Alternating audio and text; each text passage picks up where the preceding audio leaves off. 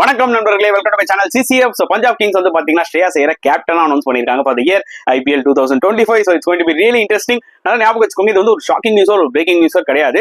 ஏன்னா மெகா ஆக்ஷன்ல அவ்வளவு அமௌண்ட் கொடுத்து ஸ்ரேயாஸ் ஐயரை அவங்க எடுக்கும் போதே நமக்கு நல்லா தெரியும் அவரை கேப்டன் மெட்டீரியலா தான் வந்து கன்சிடர் பண்ணி எடுத்திருப்பாங்கன்னு சொல்லிட்டு. ஏன்னா 2024 தான் KKRக்கு அவர் டைட்டில் அடிச்சு கொடுத்தாரு as a கேப்டனா.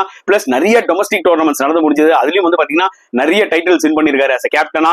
பிளஸ் 2020 வந்து பாத்தீங்கன்னா டெல்லிக்கு கேப்டன் பண்ணும்போது ஃபைனல் வரைக்கும் அந்த டீம் எடுத்துட்டு போனாரு.